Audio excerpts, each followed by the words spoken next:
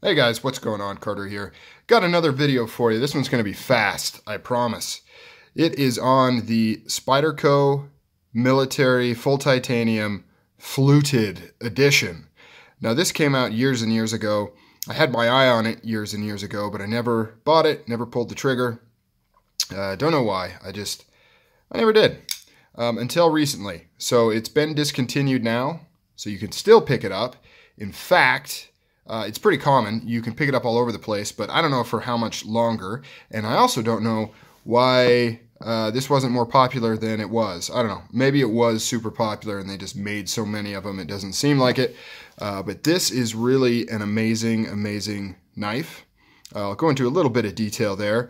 Obviously, it looks really cool. But originally when this came out, I believe it offered flamed titanium. It was kind of like a rainbow type thing going all the way across here. They stopped doing that after a little while because of warping issues. I assume from heating up the titanium, it would cause it to warp, cause problems, things like that. So they stopped doing that and went to the just regular titanium, like here. Let's get a closer look at this fluting. So obviously we have full titanium scales. Now this is nothing new to the military world. There are flat, kind of thick, chunky titanium scaled version that's been out for a really long time. I believe that one is still being produced, still very popular. This one features this awesome fluting. Now it's not just the design. You can see it starts up here, fairly smooth around the pivot. You can see some minor texture right there, and then it kind of gets deeper and more pronounced as it shoots down the scale there. You can see on this side as well. So it has that design on there, but it also is contoured. So it's not thick slabs of titanium. It's beautiful contoured titanium. Tip down carry like usual, perfectly centered. S30V steel. Now that'll probably be my only complaint on this knife is I kind of think they should have upped the game and maybe put S90V or 110 or something like that on here rather than the standard steel. It would have been cool and maybe helped sell this knife a little bit more had they threw a few extra benefits onto it instead of doing just the standard steel. But regardless, I love this thing. Really, really nice. You can see here on the cutout, because of the contouring, they had to kind of leave this little step right here so that the cutout would work. I thought that was just kind of a cool little detail they have. Now, I believe the original version also had a smooth pivot here. I'm not sure on the details, but I believe the military got an upgrade or quote-unquote upgrade a number of years back where they beefed up some of the hardware. Like I said, I don't know the details on that. I'm assuming that's why it doesn't have the smooth pivot here anymore, because they're using the standard military upgraded hardware on these knives. Could be wrong. Please feel free to correct me in the comments down below. This should be the latest version, so whatever that includes. I picked this up brand new recently. So yeah, very, very cool. You can see the lock bar insert right there. So it has a steel insert. It is not titanium on steel, so it's not going to have any stick. It's really, really smooth. Really smooth, really nice. I like this really large blade. I like that you can spider flick such a big blade. You can see how it fits in my hand right here. It actually fits really well. Now, one thing I like about the military is, despite the fact that it's a very large blade, you can see right there, it actually carries very well because it's lightweight. It's fairly thin, especially this version, and it sticks out in the pocket like just enough so that it doesn't fill up your pocket that much. So for a knife with a 4-inch blade, it rides in the pocket really nicely. It's not that obtrusive, and I love it.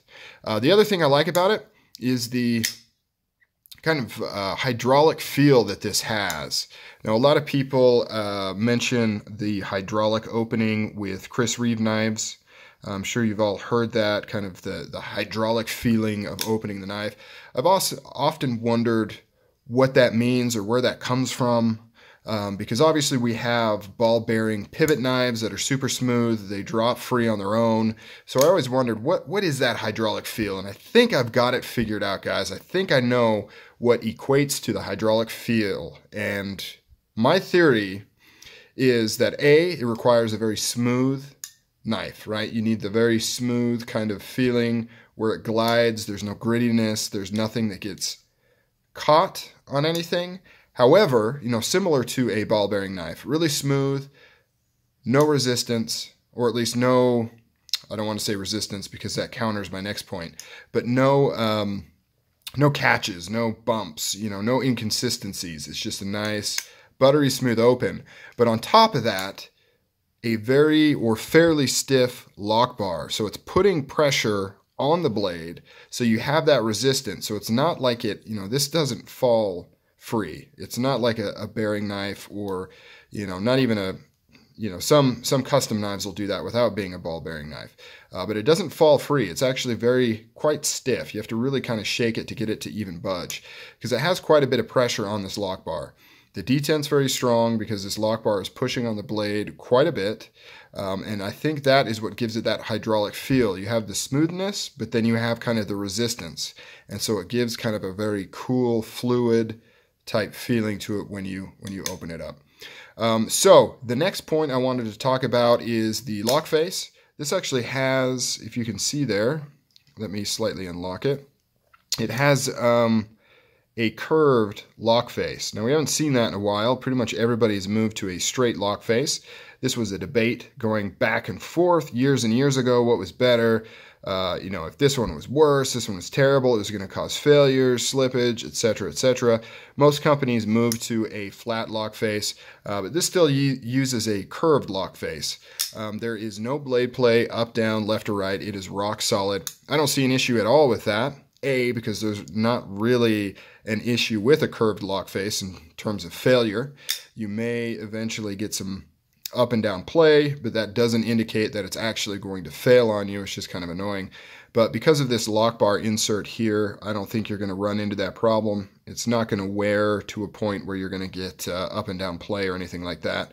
I will say that is kind of an uglier insert. You can see the giant screws. There's two of them. Giant screws right there. It is kind of ugly. Would have been cool if they used flat screws that were inset in there. Not that it causes any issue or anything, but it does look like it's tacked on, if you know what I mean. Like it doesn't look like it was meant to be there or designed to be there. It's kind of like they just took it and they're like, cool, let's just screw this insert on the inside of the lock bar and be done with it. However, it doesn't go all the way through, so that is kind of cool. Most lock bars either have the screw face on this side or you can see the butt of the screw on this side. So this is not tapped all the way through, just partially. So I guess that somewhat counters that notion and means that it's not that big a deal. Standoffs right there. We've got 3 of them, not including the lanyard hole, which somewhat acts as a standoff. Tip down carry. Now that, just posting this on Instagram as well as another one, that is kind of the biggest contention that people seem to have. The tip down carry. If it didn't have tip down carry, I would buy this thing in a heartbeat. Everyone hates the tip down carry. And I have yet to really find a legitimate reason why tip up carry is better. It's been a debate back and forth. Generally, anybody that's like into knives, they prefer tip up carry. But I have not really heard a legitimate reason why. In fact, I've spoke about this in past videos where something like the military, it actually makes more sense for it to be tipped down. Imagine this is in your pocket. I'll run back through it again. You grab it right here, you pull it out. All you have to do is let it fall into your hand and it's ready to go.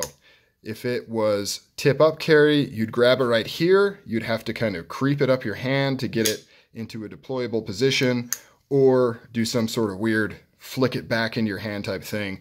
Doesn't make as much sense. You pull it out of your pocket, you're already positioned. It just falls into your palm and you're ready to go. But for some reason, us knife nuts, me included, now don't get me wrong, I'm not becoming pro tip down. I'm in the same club. For some reason, some irrational or seemingly irrational reason, I prefer tip up carry. I don't know why. With this knife, I've been able to get over it. I don't care as much. I love it. I'm fine with it. I carry it. I use it. Don't have any problems with it. Let's do a quick weight on this, and I will talk briefly. I said this was going to be a quick video. It is not a quick video. Sorry about that. So this is 5.2 ounces, right? 148 grams, 0.33 pounds, 5.2 ounces. So for a 4-inch full titanium blade, that is pretty light.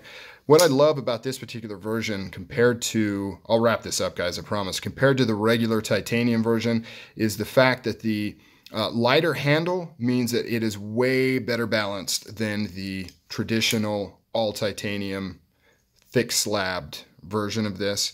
That's one of the reasons I don't like the regular all titanium handle is the blade being a full flat grind, not too thick a stock, especially with how it tapers all the way down to the tip here. Blade is not very heavy. The handle on the regular titanium version is quite heavy. Even this one's pretty heavy compared to obviously the G10 version, which has the best balance. But this is the next best thing for an all titanium handle. The contouring and the fluted design takes the weight down. It makes it a much better and more balanced knife, and I dig it. I dig it. All right, guys, I'm out of here. This is the fluted all titanium version of the Spyderco Military, one of my favorite knives, and I am going to move on to, which doesn't matter to you, but if you made it all the way to the end of this video, I'm actually going to do another video on a different military right after this one, because I'm that excited. All right, guys, later.